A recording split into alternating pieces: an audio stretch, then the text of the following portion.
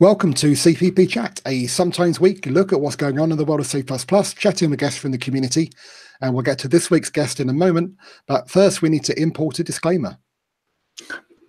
Thank you, Phil. The disclaimer this week.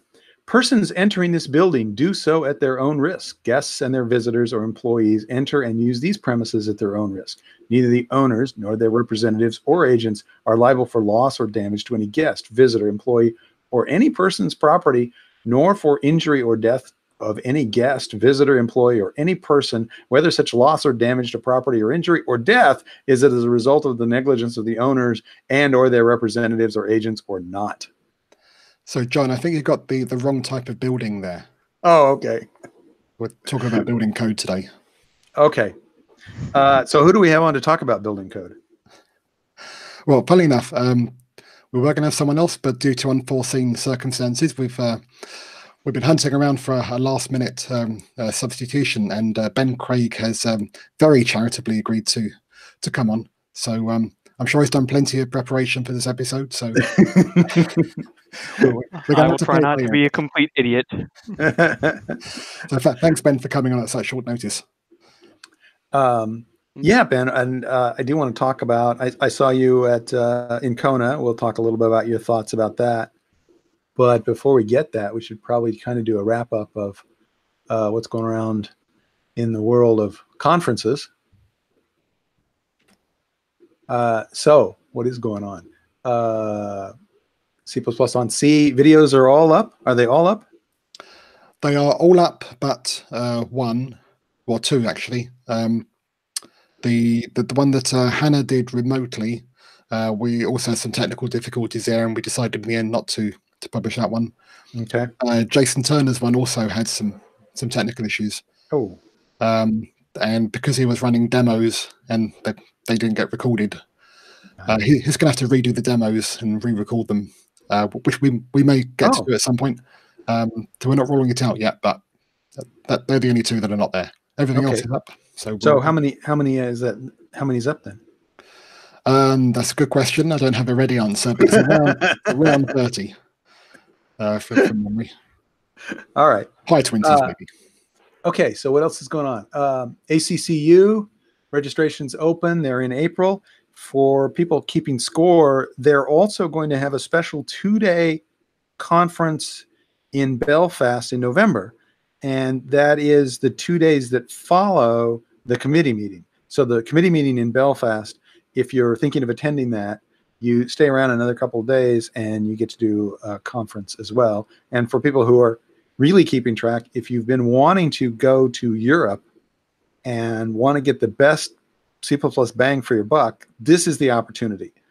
Go to Belfast for a week at the committee meeting. The next week, do 2 days of ACCU, pop over to Berlin, do 3 days of C++ Now, pop over to Poland, and go to Code Dive. So if you only want to minimize your crosses of the Atlantic Ocean and get as much C++ as you can, boy, we got a deal for you. Although just a small correction there. I think you meant meeting C++ just after the ACCU conference. You said C++ Now. I'm sorry, I got C++ Now on the brain. We'll talk about that in a second. But yes, meeting C++. Pop over to Berlin. We are not moving C++ Now to Berlin. Not this year. Not this year. No, meeting C++ in Berlin, and then Code Dive in Poland. So anyway, what's next on the list? EMBO is in March. Registration's open. We're not very far away. It's March 14, 17, so that's just a couple weeks away. Less than that, I guess. Yeah, next week, I think. Yeah, next week. Okay. C++ Now, we have announced, I shouldn't say announced, we've notified the speakers about which ones have been accepted. We haven't made that public yet, but we are right on the cusp of that. It'll be a little while before we get the full schedule up, but we'll have a list of speakers and topics pretty soon. And then we'll actually start tweeting all those. The thing that for potential attendees or attendees you should know about C++ Now, we just put up the promo video, which is cool to watch. So go to cppnow.org. Right on the homepage, watch the promo video. It's a lot of fun. It's cool. It's just attendees talking about why they love this particular conference and why they think it's different from all the other conferences. So, of course, I'm in love with it. And then in May, right after C++ Now, is the Tel Aviv conference Core C++. That's 14 through 17. And then in June is the Italian conference with Andre Alexandrescu keynoting.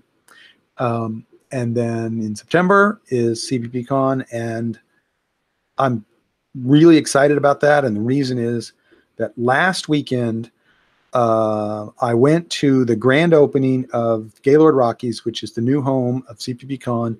It was actually open and doing business in December, but this was the grand opening, and they invited me and also Karen and Mike, who we've been working with putting the conference on, to spend the weekend, showing off a bunch of stuff. We got to have a massage and all sorts of things, but it's an amazing site, and we are going to have so much space that this was our issue with the Maidenbauer. We didn't leave there because we hated it. We loved the Maidenbauer, but we outgrew it, and we just didn't have the space. So we're going to be able to do a lot of cool stuff. If you're at all interested in this, go to cppcon.org,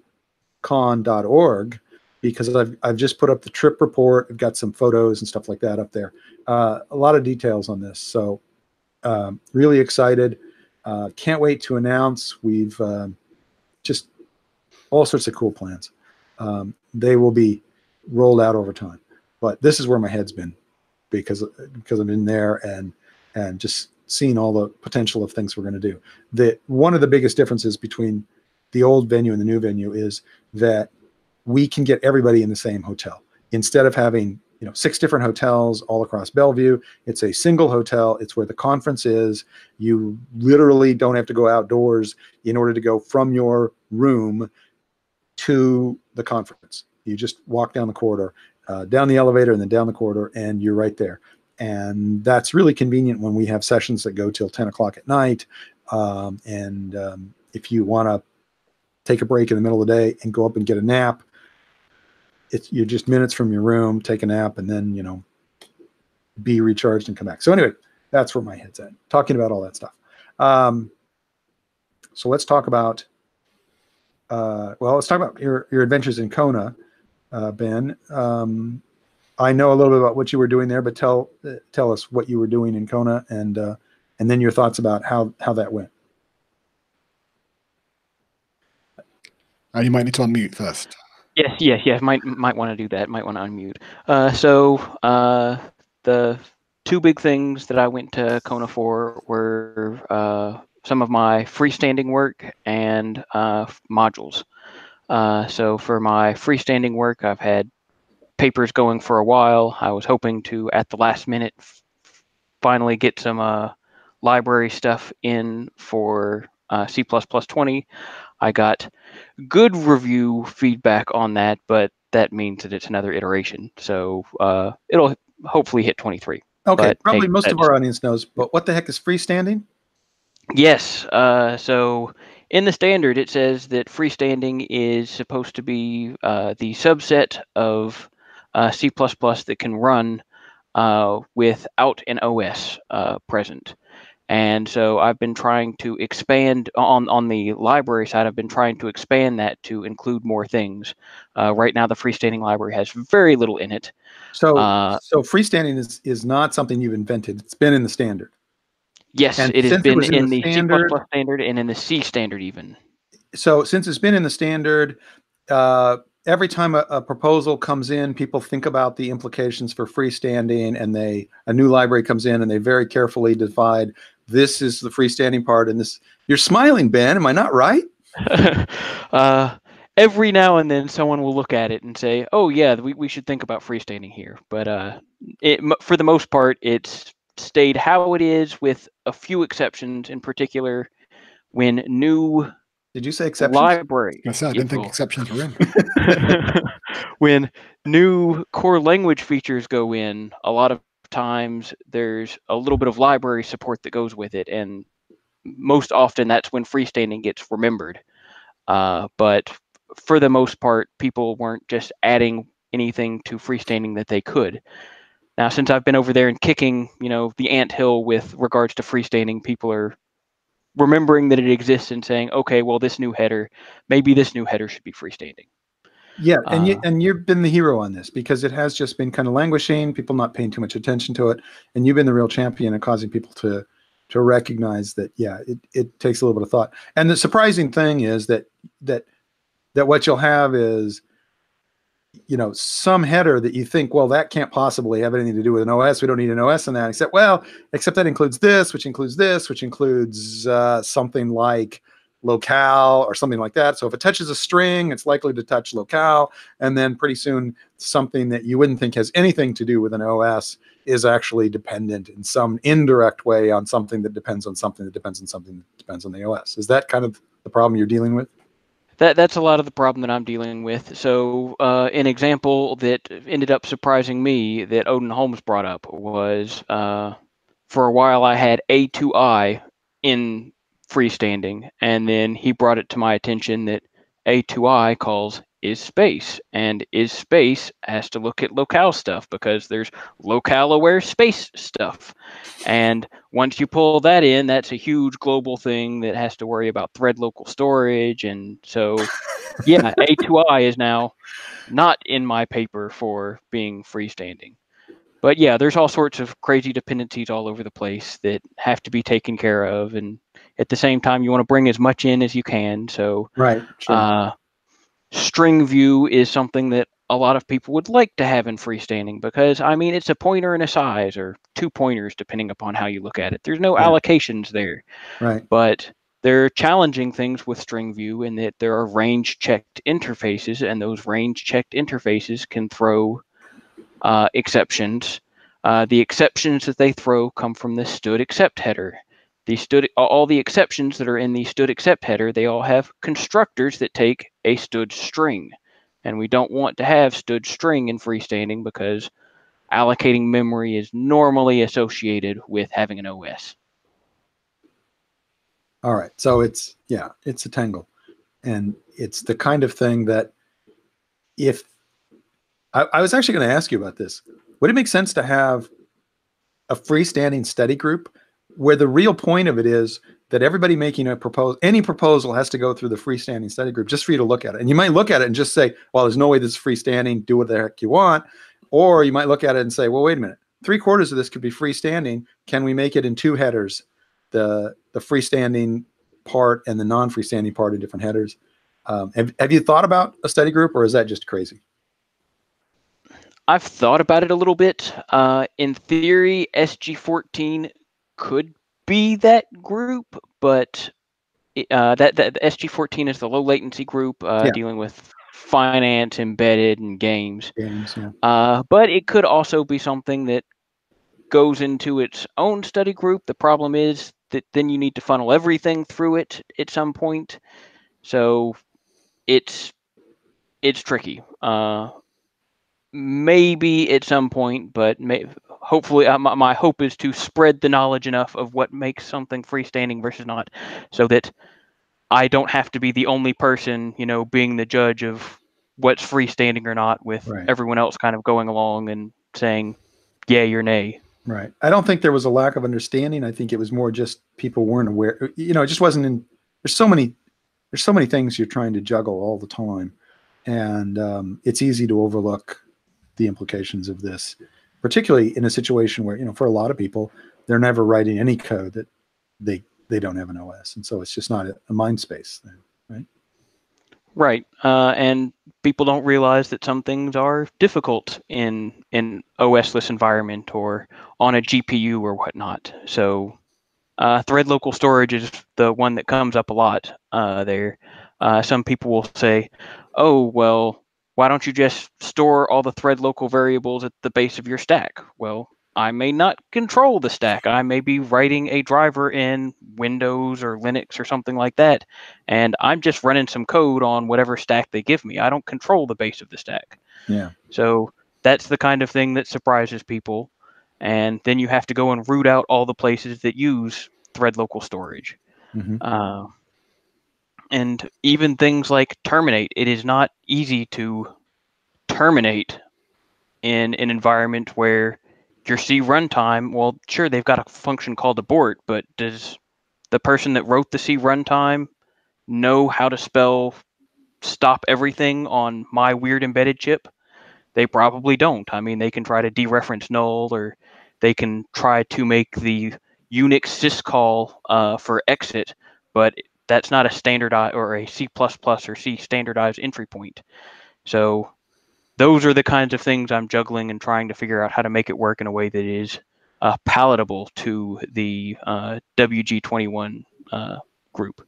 So is that group, what kind of receptivity do you get? I'm assuming that most of the people on there aren't dealing with freestanding. I mean, that's not their day-to-day world. But what is their attitude when you bring this up? Are they saying, well, yeah, it's not a very big part of the market? Or are they saying, well, you guys just have unrealistic demands? Or are they receptive and saying, well, let's try to make it work for you too? I mean, what are you getting? So there's a wide range of things. So there's people are sympathetic with the use case. There are a lot of people that go to these meetings that have done embedded stuff in the past, or are working on video cards, or but people understand and appreciate the use case, at least superficially. There's a fair amount of resistance to the idea of avoiding or not having exceptions. Exceptions are the way you deal with errors in C++, and a lot of the library relies on them. I'm not, I don't know if I've conveyed appropriately to that group the implementation difficulties of exceptions in these environments. So you can say, yes, we want them, everyone needs to have them, but just saying that doesn't make them appear. And the status quo is that people turn them off. So to a large degree, I'm trying to meet with the status quo. Now, that's on the core language side. So I've got two big papers floating. One of them is on the core language side, and that's removing features. And then I've got the library paper, which is adding things. People seem to be pretty receptive to adding stuff to the freestanding library.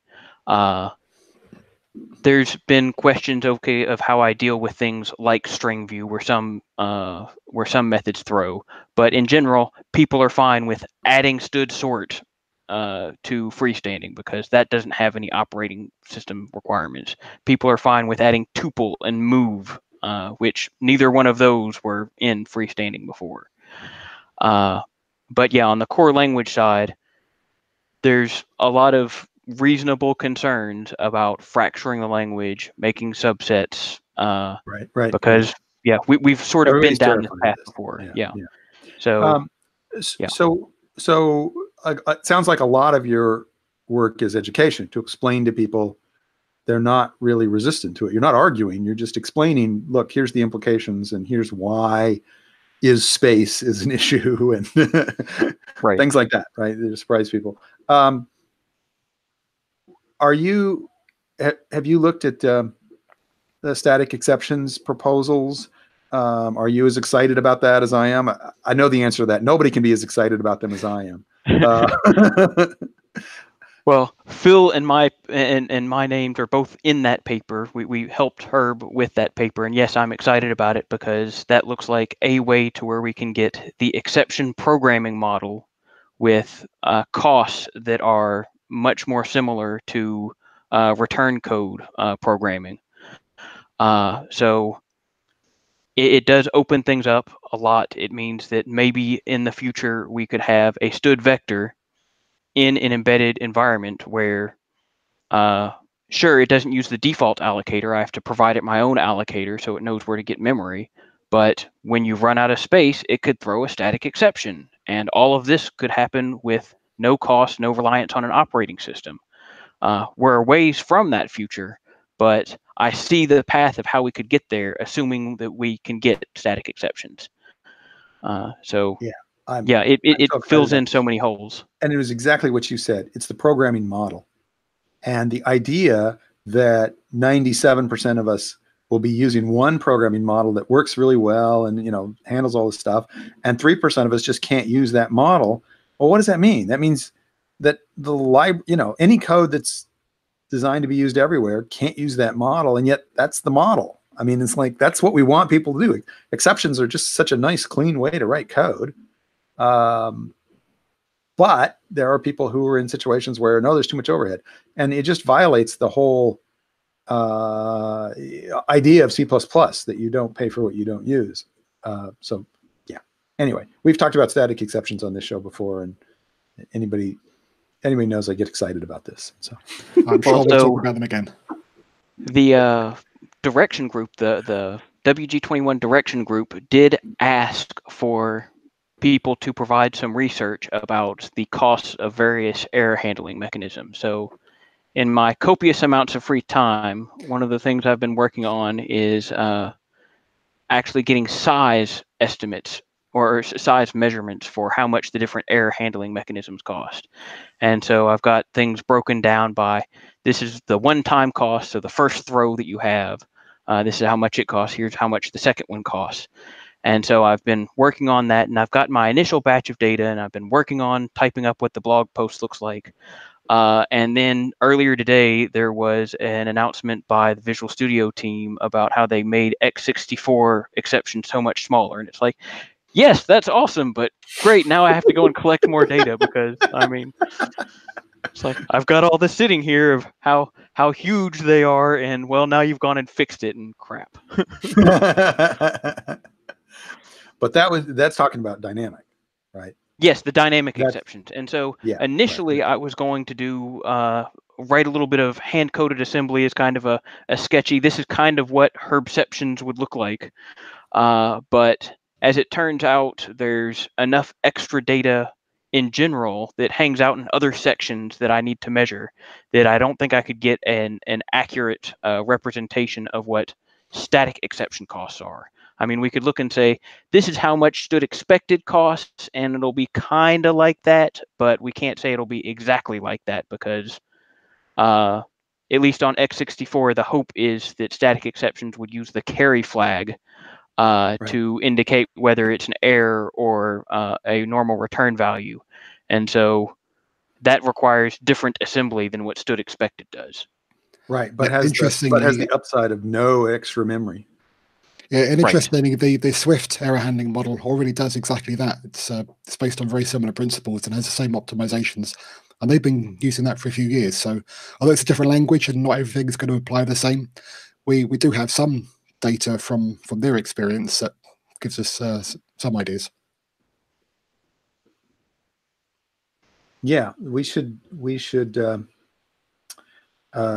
steal good ideas from other languages on every opportunity. I used to work at a company that had its own name for "not invented here."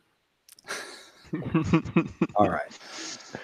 So let's switch gears and talk about modules. Or were there other things you wanted to talk about from Kona that you were either happy about, delighted about, or less so? Coroutines are in. I'm excited about that, but that wasn't my focus there. So I think going on to modules is probably the next best thing to talk about. Okay. So what got voted in? So modules and coroutines got voted in. Those were the two big features, and that means that C++20 is shaping up to be huge, and it's almost on par, maybe even exceeding what we got in C++11. So yeah, we've got modules, we've got coroutines. From previous meetings, we had contracts. Let's see, we've got ranges, we've got date time, we've got concepts. So yeah, 20 is huge in terms of all the stuff that's there. I think just about all the core language stuff you can even prefix with CO and be okay. With modules, you just call them components and really make John Lakos angry. So. All right. So why is John angry about modules? Well, this would be that modules don't exactly do all the things that he wanted to do. I see. So one of the things I know that he mentioned on your show at one point is that he wanted to preserve the ability to have distinct compilation to where you can just take all your CPP files and put one on each machine and have all of your 1,000 CPP files, put one on each machine, make sure they all have access to the same headers, but then build them all in parallel and not have to worry about that. And you might be able to get that with modules, but the current prototypes don't really allow that. So it's really tough to nail things down because there's a few prototype implementations. There's a lot of things that the standard allows, but there's a big gulf in between what the standard allows and what implementations actually do. So what the current implementations do for modules is when you import a module, you need to have some artifact built for that module in advance. So if your implementation is standard library, if they just provided source for that and didn't have pre-built modules, when you went to import stud core or vector or whatnot, you would have to build the header for vector first to get the binary module interface, and then you could build your CPP file. So it's no longer trivially parallelizable. It is you have a now there's all sorts of caveats with that. Can you say that last part again? Because I didn't hear it. Maybe we got it on the recording, but I didn't hear it. You have a directed acyclic graph for when you are building things. It's no longer trivially parallelizable. So you can't just build all your CPP files in parallel. You have to build them in a specific order. So that way you basically have to build your headers before you can import them. Well, but these things are deterministic. So they are. In other words, it's not embarrassingly parallelizable from a performance point of view. But what John is wanting to do from a correctness point of view still works. In other words, you could farm this out and have a whole bunch of machines, and they would all have to build their own version of the vector module or whatever, but it would work. In fact, it would work. Yes. One of the things that we get from modules is that we don't have the one definition rule problems. It kind of makes those go away. It helps a lot with that, yes. And that's one of the exciting things about modules. So my name is on a paper where several people are saying modules have these problems, and I want to get the idea across that I like the end state that modules put us in. That is a wonderful end state to be in. I'm worried about the transition path to get there because what are your concerns? Boy, is there a lot of things. So many build systems aren't equipped to handle this directed acyclic graph. So maybe compilers can help out there to where Clang has this thing called implicit modules, to where when you import something, if it's not already built, it'll go and build it for you. And if you're just building on one machine, then that's great. If you're doing some distributed build, well, we've got some things to work out there. I think we can come up with something, but that's still a bit of an open question, how to make distribution work if you are not equipped to deal with a directed acyclic graph. Or maybe the answer is just throw out all the build systems that can't handle that and actually move them to a better build system. And that may be the way for the future. And maybe that's how we improve the build universe, because almost all our build systems are terrible. Some of them are less terrible than others. So maybe this is how we improve the average quality of the build systems, is basically by introducing a crisis and saying that all the bad build systems aren't going to work anymore. So now you have to move to a good build system or a less bad build system. So we have a question that says, how C++ modules interact with ODR. They allow for different definitions in separate modules. So talk about the one definition rule and why does modules save us there? Why does that straighten out that problem for us? So the one definition rule says that for any given entity, you have to have exactly one definition of it. And there are some places where you can have multiple definitions, but they all have to match exactly.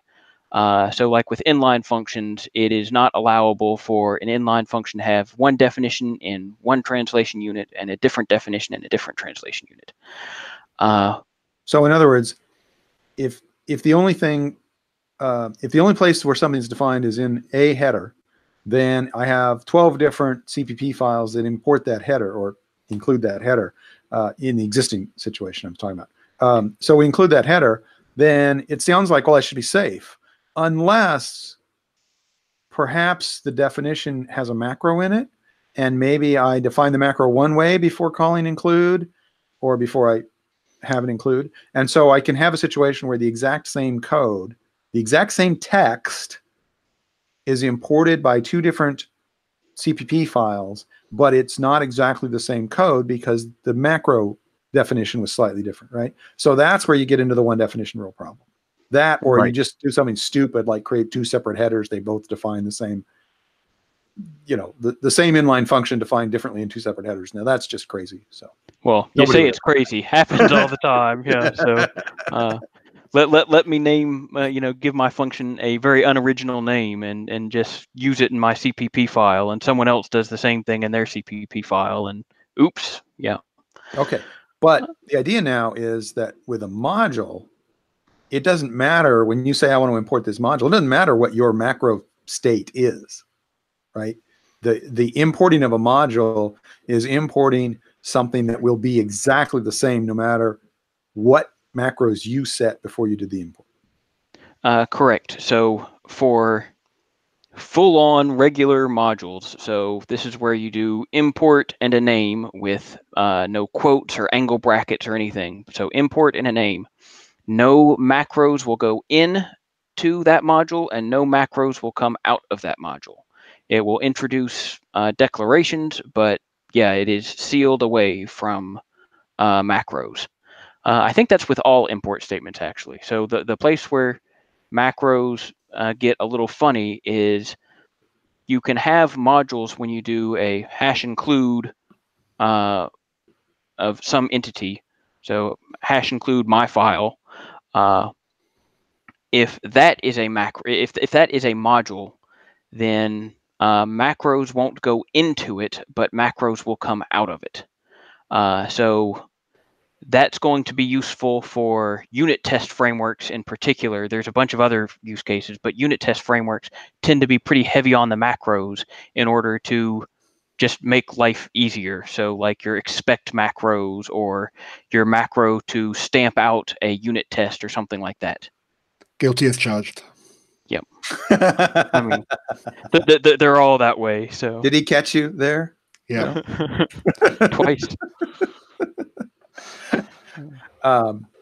So one of the changes about modules is that it has actually changed what it means to pound include something if what you're pound including happens to be a module. Then you've just changed the meaning of pound include. So this is something that people need to be aware of, right? I don't know that they necessarily need to be aware of it, because it's something that they had that implementations had the permission to do already.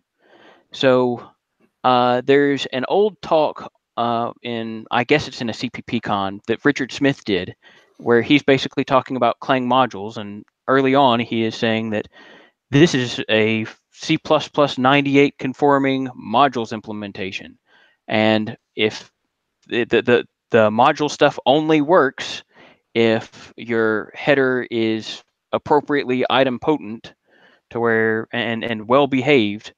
And so if your headers were well behaved before, it shouldn't matter whether it's a module or not.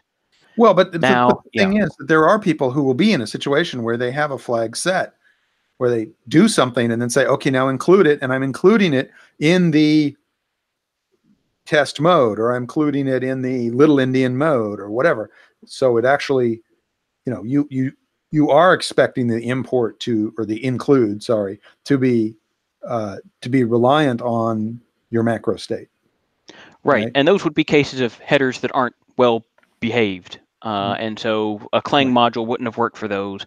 Right. So although arguably nobody would turn that into a module. In other words, if I have a library, I have a header, and I've specifically, because that's of course what you will have done, you will have said, if test generate this code, else generate this code or whatever. So I would never turn that into a module because I've just screwed all my users, right? Because you wouldn't turn it into a module unless it's the standard library. But the Where we standard do that library all the time. the standard Iterator library, debugging levels is a common one. Yeah. Where you change the iterator debugging level on Visual Studio and it changes the layout of a bunch of classes. So that's one place where hopefully you are doing that like on the command line versus in a header file.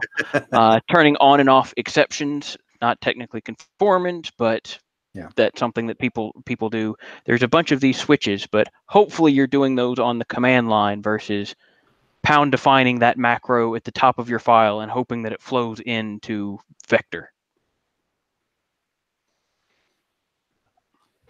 So Colby Pike in the chat is saying that Legacy had to import stupidly macros as a that they B1103. export the macros.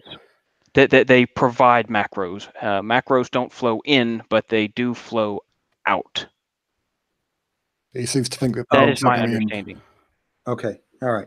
So if you have a library where you're exporting a function that's entirely a macro function for whatever reason, which it's not that uncommon. I saw someone talking about the use of the preprocessor and saying that with the introduction of modules, we're really close to being able to get rid of the preprocessor in every use case. And I'm just astounded by anybody who thinks that, because I've seen use cases of the preprocessor that I thought were valid use cases that were just so, long tail. That's what I'm saying. What's the major case of the preprocessor? Well, of course, pound include. Oh, what's next? Well, people doing, pound defines of constants and what else? Oh, people writing macros instead of inline functions, right? So yeah, we've hit the big cases, but there is a long tail of cases, and I'll share mine. Not that it's that important, and that's kind of my point. Is that there's what I'm going to tell you. There's a dozen, maybe 100 of these kinds of things. But I worked on a project where we were adding initializer lists to a container interface. So imagine a C++98 container interface, and now we want to add initializer list support to it. And that was all fine. I don't need macros for that, but I need to test it. And it turns out that you cannot create an initializer list object. You can create an empty one. The default constructor for an initializer list will create an empty one. But if you actually want to put something in an initializer list, the only way to do that is to actually write code that says, here's my initializer list with these values in it. You can't programmatically create an initializer list. So how are we going to test it? Well, I created this ungodly macro generating kind of thing so that I could say, okay, test this case and test this case and test this case. Now, one way of solving this problem is to say, well, now you can, in fact, create initializer lists with all these types. But why complicate the language even more and instead just admit there's a near infinite number of macros uses that are so minor that they're not worth fixing, and just acknowledge that we're never going to get rid of the preprocessor. There are dozens and dozens of perfectly legitimate reasons for the preprocessor, but those are minor use cases. There's got to be thousands and thousands of projects that never are using any of those. But every once in a while, you'll come across something. At least in my experience, I've seen uses of the preprocessor that are really innovative. And then you think about it and say, I don't know how else you'd do this. There's no better way to do this. And that we'll never get rid of all those. Yeah, I don't think we're ever going to get rid of it in the standard because of a lot of these long tail issues that you're talking about. Yeah. But I mean, there are alternatives that are also gross. An alternative is you could write a program that generates your program for you, which is kind of what the preprocessor is doing. Right. But you could move that somewhere else. But that also has the same kind of toolability problems, which are one of the things that. So there's just general grossness, which people tend to object to with macros, but there's also the legitimate toolability side of things where, okay, I want to rename all my variables that look like that. I want to rename all my John Kalb variables to something else. So let me search all my source code and replace them. Oh, well, you missed this spot because we did token pasting where we had John underscore and we pasted it to Calb. How am I going to write a tool that fixes that? And well, you're not. But hopefully we can make it to where those cases are very rare, and so that tools work much more reliably. And so by modules help along with that a lot, to where at least your headers aren't poisoning the well for everyone else. You can look at your file in much more isolation. Right. And I don't want to be misinterpreted. I'm not advocating the use of the preprocessor. I'm simply saying that as a practical matter, we'll never be able to get rid of it. But I'm absolutely on board with, do not use pound defines instead of constants. Do not use macros instead of inline functions. There's a lot of things where we can write code better than using the preprocessor. And we should, at every opportunity, we should embrace that because of toolability, because of readability, reliability, portability, all these wonderful things. I'm just saying that, I don't think we're ready to say goodbye to the preprocessor in any version of the language that I anticipate. I've always kind of wondered, so when a new feature is introduced, one of the things that people look at is how many different things does this feature solve? How many different use cases does this feature solve? And through that lens, if we were to introduce the preprocessor today, wow, it solves an awful lot of things. Would we be happy with the preprocessor if we were introducing it today? And I want to say no, we wouldn't be, but still, just the amounts of things the amount of ways you can save yourself and shoot off your foot with the preprocessor is just amazing. I was going to say it needs to be the net number of problems that it solves, so subtracting all the problems that it causes. Yep. Yeah. Well, yeah. So, so what is we talked a little bit about, you said you like the end state. You're concerned about the path to get there. And part of it is because you were saying that our build tools, a lot of them may not be able to handle the directed acyclical graph, as you put it, but the more complicated requirements of being able to live in a modules world, right? But right. This is kind of, to me, it's kind of similar to, there were lots and lots of C compilers. It's just not that astoundingly difficult to write a C compiler. Maybe really hard to write a good one, but there were lots of C compilers. There's not very many C++ compilers. C++ as a language is just, orders of magnitude more complicated. So we have fewer compilers. Maybe we'll see the same thing with build tools, which is that, right now there's a lot of different, how hard is it to write a build tool? It's hard to write a good one, but how hard is it to write a build tool, right? Well, it may just be that, the bottom rung on that ladder has now gone way higher, and writing a build tool that can handle modules is a bigger deal. And it might mean, as you say, this crisis might actually have the benefit that we focus on a smaller number of build tools and get closer to where I'd like to be, which is to have some kind of package management system that's just accepted, and you just, like in Perl, you do CPAN, and it's just the accepted way to do it.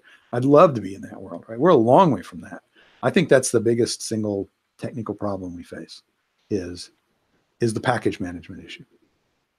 Agreed that package management is where we want to go. I guess I will say that a difference between the C to C++ migration and the build migration, though, is that for the C to C++ migration, if I had conforming C code, then I could mostly switch out compilers and it not be super terrible expensive, because my code continues to work in the old compiler and the new compiler.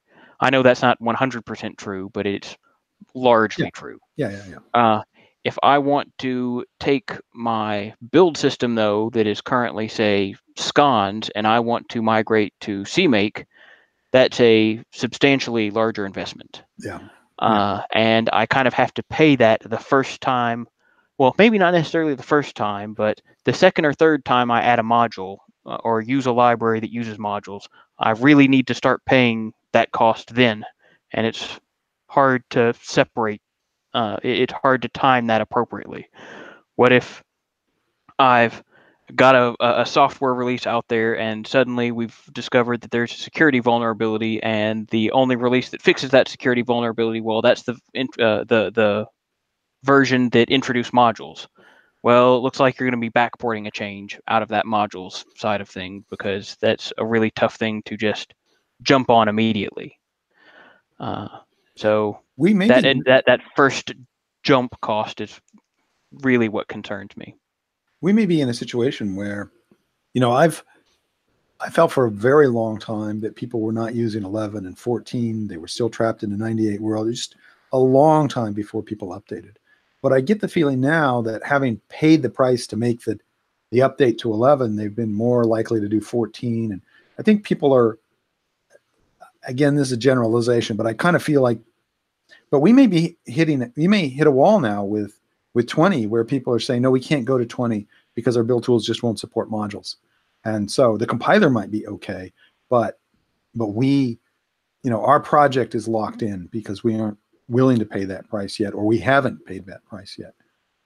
It's, when you're language lovers, like those of us and probably our audience, we all want the latest and greatest tool. But for an awful lot of people, they're interested in whatever gameplay techniques or graphic techniques or encryption techniques, and having the latest and greatest, C++ feature, it's not that big a deal to them. And that has also the ability to fraction the market, right? Because you start to have people who live as we still have lots and lots of people still live in the 98 world. I mean, there just are a lot of people who still haven't moved to 11. I think we talk about fewer of them because none of those people are showing up at the standards meetings. Most of those people are not showing up at conferences.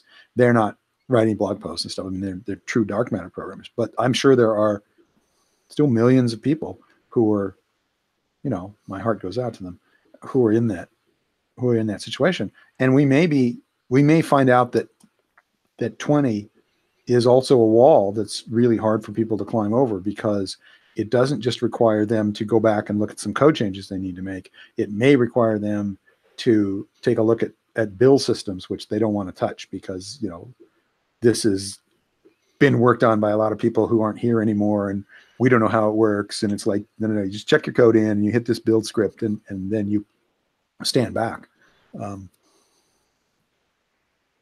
So yeah, let me step away from the doom and gloom for a moment.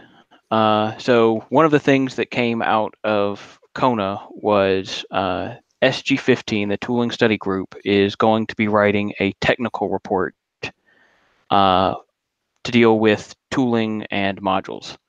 So one of the big things that we hope to get out of that technical report is kind of a set of guidelines for what compiler vendors should do, what build systems should do, what library writers should do in order to play nice in a modules world. And so we may be able to come up with enough stuff with techniques and guidelines to where it won't be a huge pain.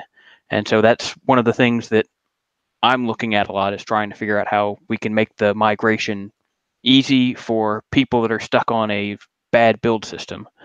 Other people are looking at how to make an awesome build system. And I think those are both very important paths to look at, because we want to take full advantage of modules, not just the isolation for macros and whatnot, but also the improved build throughput and build times and all of that you can potentially get out of modules. And that's where they're looking. So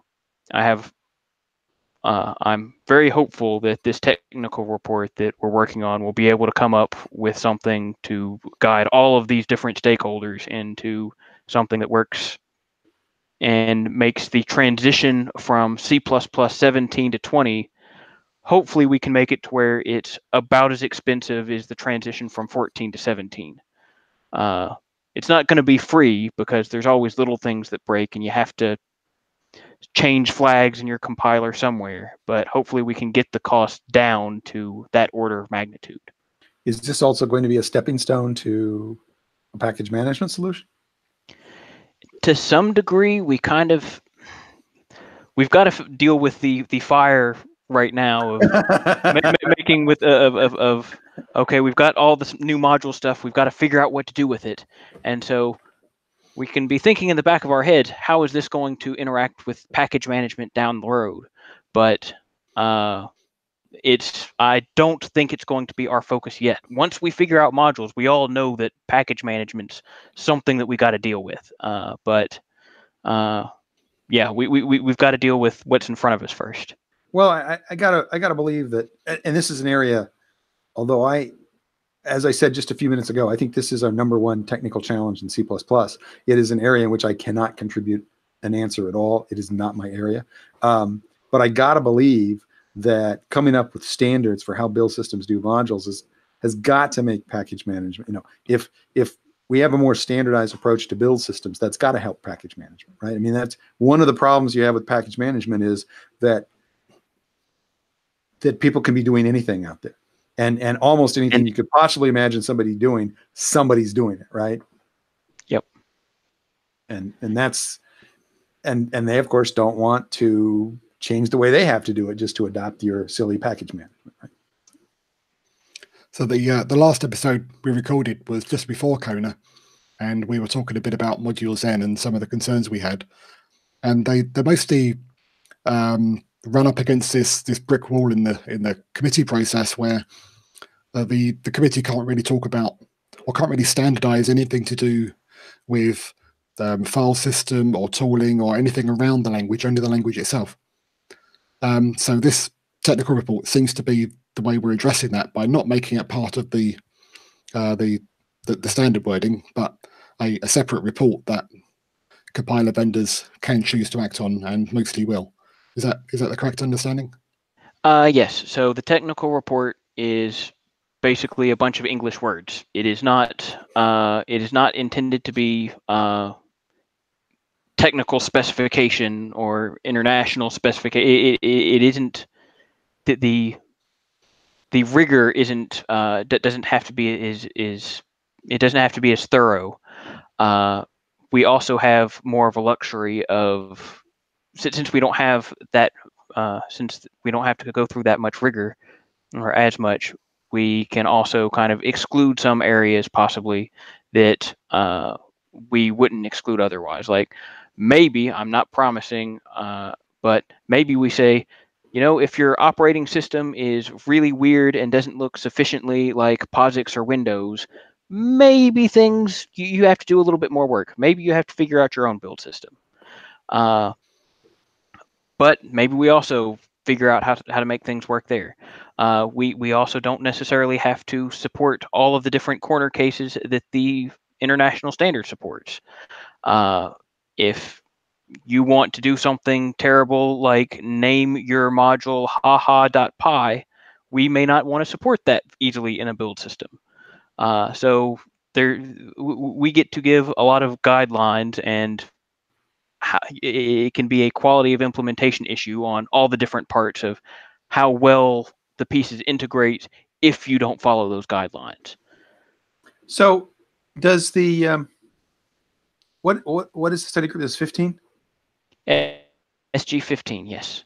Does it have representation from, because if you look in the standards committee, you're going to see people there from every standard library implementation, every compiler, but you're not necessarily seeing all the players needed in this part of the world. In other words, one of the things to be concerned with is people who ship Linux implementations. They have they have a stake in this. There's lots of people like the people who make build tools like CMake or whatever. I don't know that they're necessarily, maybe they are, but I don't know that they're necessarily at the standards committee because it's not their concern how C++, what's in the code. They just need to know how to tell the compilers to build it. And so that's what I'm wondering is, do you have the right set of players in the room? And I don't know if you can we've got a portion of the right players. I mean, more is always going to be welcome, but Kitware, they're the ones that do CMake. They've had various representatives, and right now, Ben Bokel, I think that's how you say his last name. he's been one of the ones leading the charge on how to make the awesome build system. He's trying to make CMake go that way, which is great for people using CMake. Which is a lot of people. Yes. So Then we've got Renee, other people, like Renee, who did B2, which is Boost Build System. We've got Boris, I can't remember his last name, who does Build 2. Kolpakov. Yes, we've got several people that know build systems really well present. I don't think we have great representation from some of the system package managers right now, but that's something we're trying to get. That's what Renee has just said in the chat room. He said, this is quoting Renee, "We are working on getting Linux distro representation. We definitely have build system and package manager representation." So yeah. That's very optimistic. That's the challenge that we've had in the past few months that I think we're resolving now is that we actually didn't have all that much representation in SG15 from the compiler vendors that were implementing modules, and that caused some of the hubbub at Kona. But I think we've sort of fixed that, so now we're communicating more frequently and better. So even within the umbrella of WG21, we've got so many study groups, so many things going on. It's easy for the different people that to not realize what's going on or not have the time to be everywhere we would like them to be. Things get really complicated when you want to solve real world problems. Absolutely. Let's just keep all our problems theoretical, and they get really easy to solve that way. In theory, at least. In theory, yeah. Well, in theory, there's no difference between theory and practice. So, do you have any? You mentioned some of your particular, your personal papers. Is there anything in particular that you want to call out that you're very pleased with its progress, or do you want to gripe and moan about something that didn't go the way you wanted? I mean, there's all sorts of stuff that's going on. I'm always impressed by like the stuff that Jean-Heed Manid, I think that's how you say his name, is working on, and he's got some pet projects, some like stood in bed and things like that that I'm really paying attention to. But I'm basically going to these meetings for these two big items, and then jumping in where I can. Yeah. Okay. So I contribute where I can, but I can only be so many places at once, and I haven't been too upset with the results of various votes. Okay. Well, that's the way the system should work, right? Yep. So we probably need to start wrapping up. Did Phil? Did you have any questions? I kind of, as always, tend to dominate them. No, there were a couple of things that I wanted to talk about, and we talked about them, so I think we're good. So, okay, very well done, good. Ben. Thanks. Speaking of you talking, didn't you have a webinar last week? How did that go? That's true. Yeah, I was going to mention that, wasn't I? I did a webinar for JetBrains on remote development. So different ways that you can be developing on one machine, and then either debugging remotely or actually remoting the development session itself over SSH. There's a few different ways you can do it. And C9 now supports quite a lot of different approaches. So I did a few demos of those, and even developing on a Raspberry Pi from my instance of C-Line running on my Mac. So it was, I was going to say, this is a more and more common scenario where people are developing for servers or developing for embedded devices or something like that, where the machine that you're doing the development on is not the machine that's going to ultimately run the code. And so you need to have some way of... Yeah.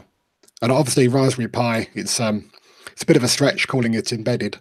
It is in some respects, but actually the true embedded world, we're going to be getting much more involved in the next couple of versions of C-Line. So that's a big thing to watch, including the one that's going to be coming up in a few weeks. So we'll talk more about that later. But yeah, you should watch the webinar. It's fun. Okay. All right. Yeah, you'll make sure it's in the show notes, right? Yes. Okay.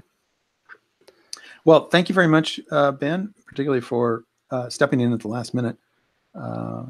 It's great that we have the kind of audience that we have, that we can reach out to a member of the audience and say, you want to be on the show for a little while? I'm glad to be here. Always glad to get a chance to stand up on my soapbox and tell people what I want them to hear. Well, we appreciate that. And I invite you now to join us in wishing everyone safe coding. So everyone, safe coding. Safe coding. Safe coding.